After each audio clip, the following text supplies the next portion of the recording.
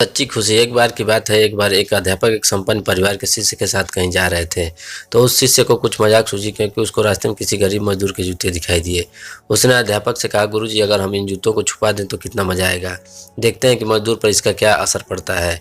अब उसको तो मजाक सूझ रहा था, लेकिन गुरुजी ने कहा कि नहीं, गरीब इंसान के साथ इस तरह का भद्दा मजाक करना ठीक नहीं है। उसने कहा, क्यों ना हम इन जूतों में कुछ सिक्के डाल दें और देखें कि इसका इस गरीब मजदूर पर क्या प्रभाव पड़ता है। उन्होंने ऐसा ही किया। जैसे ही मजदूर अपना काम करके लौटा और उसने एक पाँव अपने जूते में डाला तो उसको कुछ कठोर सा महसूस हुआ, और उसने अंदर हाथ डाला तो उसको कुछ सिक्के दिखाई दिए। वह थोड़ा आश्चर्य में पड़ गया। आसपास किसी को देखा तो कोई भी दिखाई नहीं दिया।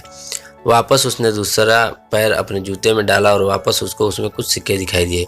अब दोनों जूतों को सिक्के को उसने अपने हाथों में रखा और प्रभु की तरफ इशारा किया, है प्रभु, पता नहीं किस भले मानुस ने यह सिक्के मेरे जूते में छुपाए, लेकिन जिसने भी छुपाए उसको मेरी दुआ है, ताकि इन पैसों से मैं अपने बच्चे और पत्नी के लिए कुछ खाना और दवाइयाँ ला सकूँगा। और इतना बोलकर वह चला गया। इस बात को शिष्य और अध्यापक दोनों सुन रहे थे।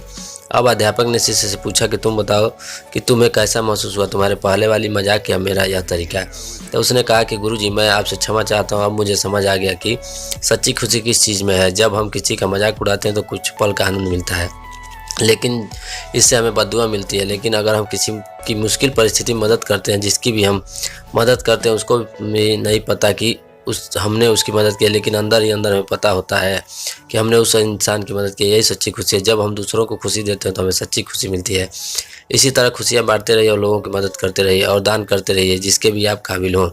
जितना भी आपसे बन पड़े दान करें, लेकिन दान जरूर करें। इसका यह मतलब नहीं कि आपको कंपलसरी या अनिवार्य रूप से इतने रुपए का दान ही करना चाहिए, क्योंकि हर किसी की ज़रूरत अलग अलग हो सकती है। अगर आप किसी को पैसों का दान नहीं कर सकते तो कम से कम चीज़ों का दान तो कर ही सकते हैं। मुझे पूरी उम्मीद है कि यह कहानी आपको ज़रूर अच्छी लगी होगी। आपका कीमती समय देने के लिए दिल से शुक्रिया। दोस्तों, अगर कहानी अच्छी लगी है तो इसको लाइक करें और चैनल को सब्सक्राइब करें। धन्यवाद।